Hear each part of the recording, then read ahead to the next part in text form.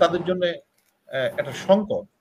কিন্তু তারা যে পরিমাণ মারণাস্ত্র তাদের ওখানে আছে, যেমন ধরেন যে পারমাণবিক অস্ত্র, এটা ঘোষিত হয়নি এবং আন্তর্জাতিক পারমাণবিক সংস্থা এ নিয়ে কোনো কথাও বলে না। অনেক কিছু এখন দেখতে বাকি আছে যুদ্ধের। তবে আমার কাছে কেন যেন মনে হয়েছে যে আমেরিকান অ্যাপ্রোচটা হচ্ছে যুদ্ধের ব্যাপারে, সেটা হচ্ছে ধামধুম করে মারো, কি হবে পরে দেখা যাবে। পশ্চিমা শক্তি, আরব শক্তি, মানে সুন্নি গোষ্ঠী, তো সেখান থেকে তারা বের হয়ে আসছে। এরপরে তাদের টেকনোলজিক্যাল যে সুপিরিয়রিটি এবং সাইবার যেভাবে ব্যবহার করছে, আমরা বুঝতে পারছি না যে সাইবার ইজ ভেরি পাওয়ারফুল। 13ই জুন হঠাৎ করেই আক্রমণটা করেছে ইসরায়েল ইরানের উপরে।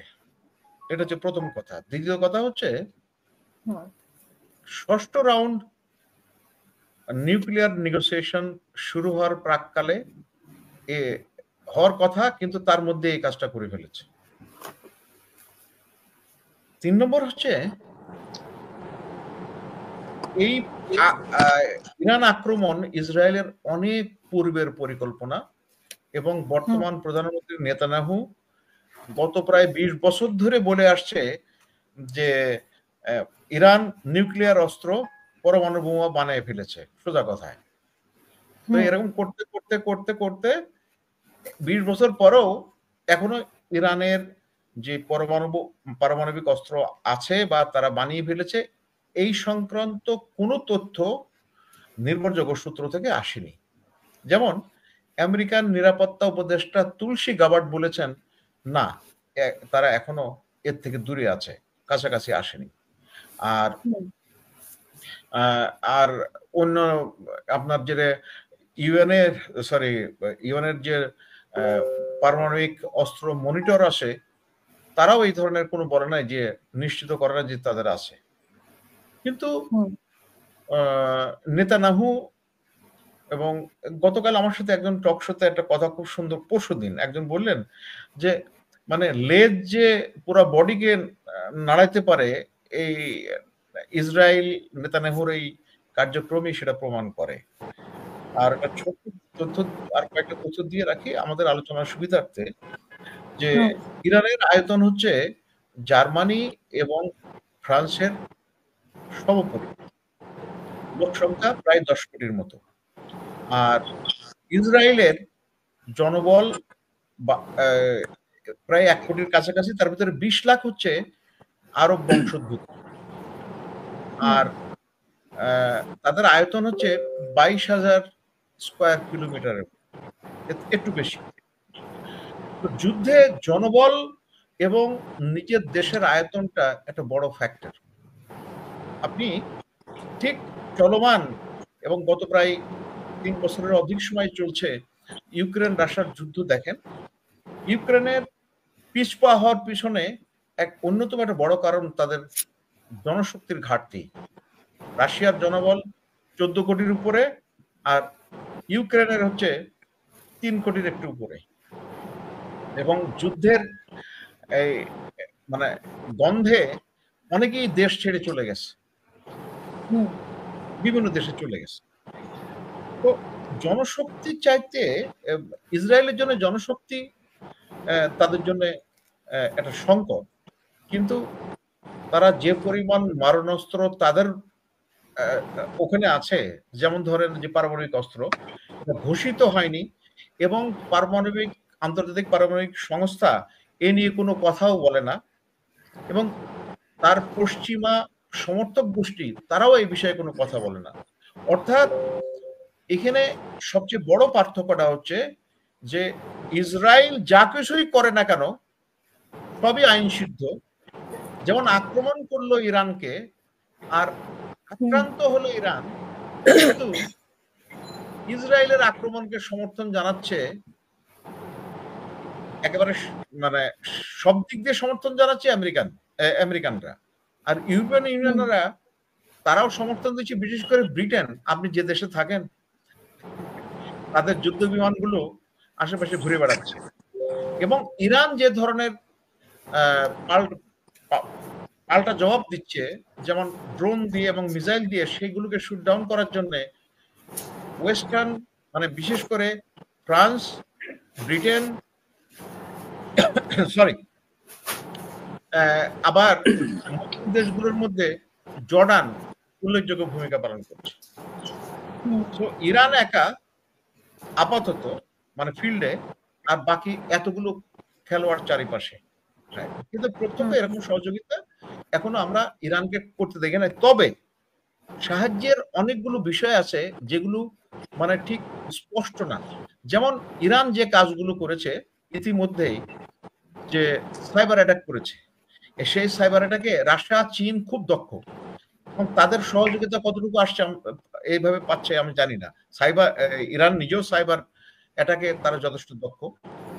তো আবার চীনের একটা বড় কার্গো বিমান এটা নিশ্চিত হওয়া গেছে ইরানে ল্যান্ড করেছে, এখন সেটাতে কি আসছে সেটা আমরা জানি না। আর জাতিসংঘে এই চীন এবং রাশিয়া শক্তভাবে তাদের অবস্থান ব্যক্ত করেছে, এবং রাশিয়ার উপ পররাষ্ট্রমন্ত্রী উনি বলেছেন রাশিয়া মধ্যস্থতা করতে আগ্রহী। আমি ব্যক্তিগতভাবে মনে করি যে সবাই মিলে একটা ভালো তথ্য উপস্থাপন করেছি আমরা। তবে ইরানের সামর্থ্যের ব্যাপারে একটুখানি একটু মনে রাখা দরকার যে আমাদের সভ্যতার ঐতিহ্য খুব গুরুত্বপূর্ণ, এবং সেটা একটা জাতিকে সামনে নিয়ে যায়। ইরানের হাজার বছরের সভ্যতার ইতিহাস, এবং এখানে ওই কবি ফেরদৌসির শাহনামা লিখে পুরা ইরানি জাতিকে জাগিয়ে তুলেছিল। ঠিক একইভাবে এই ইসলামিক রেভলিউশনের পরে ইরানি জাতি তাদের আত্মপরিচয় খুঁজে পেয়েছে। এখন কেউ মোল্লাতন্ত্র বলুক, এটা বলুক, ওটা বলুক, এরকম অনেক অপপ্রচার থাকতে পারে, কিন্তু বাস্তবে ইরান হচ্ছে একটা শক্তি যেটা অস্বীকার করার উপায় নেই। তো এই শক্তির ক্ষয় হয় না, শক্তির বিনাশ হয় না, মানে শক্তির রূপান্তর হয়। এখন যে মিসাইলের কথা বলা যাচ্ছে, সরি, তো মিসাইলের বিষয়টা আমরা অনেক কিছু এখন দেখতে বাকি আছে যুদ্ধের। তবে আমার কাছে কেন যেন মনে হয়েছে যে আমেরিকান অ্যাপ্রোচটা হচ্ছে যুদ্ধের ব্যাপারে, সেটা হচ্ছে ধামধুম করে মারো, কি হবে পরে দেখা যাবে। কিন্তু যুদ্ধের কৌশলটা খুব গুরুত্বপূর্ণ। আপনি যদি আমেরিকান যুদ্ধ কৌশল দেখেন, ভিয়েতনামে তারা বোমা ফেলেছে, কেমিক্যাল অরেঞ্জ ব্যবহার করেছে, সেখানে এখনো ফসল হয় না, কিন্তু সেই ভিয়েতনাম থেকে তাকে 1975 সালে তাদেরকে পাততাড়ি করাতে হয়েছিল। এবং ওই দৃশ্যটা যে আপনার সাইগন থেকে তারা হেলিকপ্টার পর্যন্ত ফেলে দিয়েছে, কারণ জাহাজে জায়গা নাই। আফগানিস্তান থেকে কিভাবে তড়িঘড়ি করে উইথড্র করলো। ইরাক যেহেতু কোনো শক্তিই ছিল না, ইরাকে গেল, ইরাক দখল করলো, কিন্তু ইরাকে থাকতে পারলো না।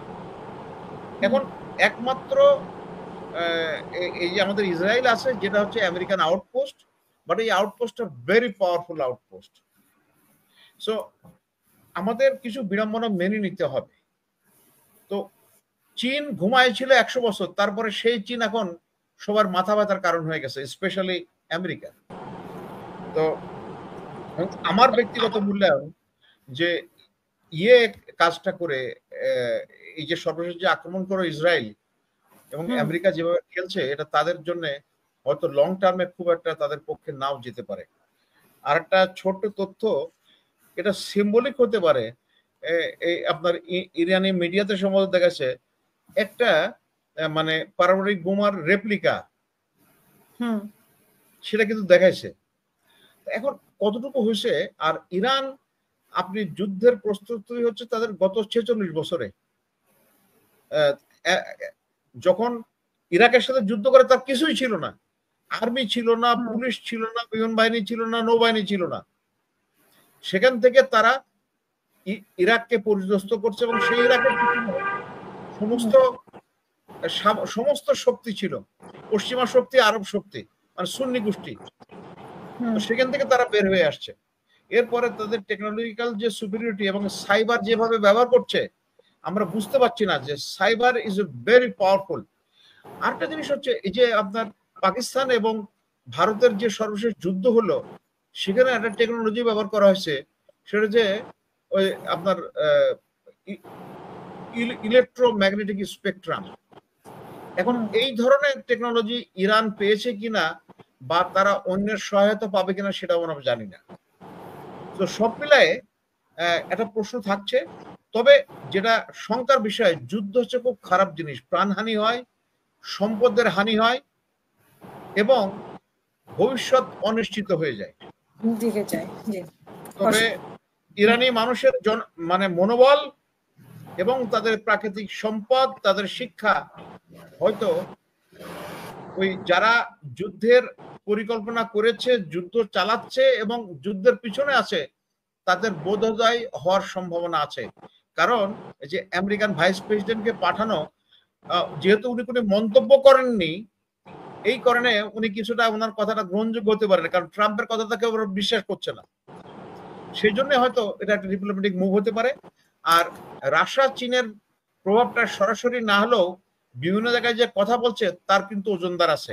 আর একটা ছোট্ট কথা বলা হয়নি, এটা অতি গুরুত্বপূর্ণ। এই ইসরায়েলের গোয়েন্দা সংস্থা মোসাদ ওই যে স্ট্র্যাটেজিক রাশিয়ার স্ট্র্যাটেজিক বোম্বারের উপরে আক্রমণ করলো, তার ভিতরে তার একটা বড় কম্পোনেন্ট। সুতরাং রাশিয়া কিন্তু ছাড় দেওয়ার মানুষ না। সুতরাং দেখা যাক কি হয়।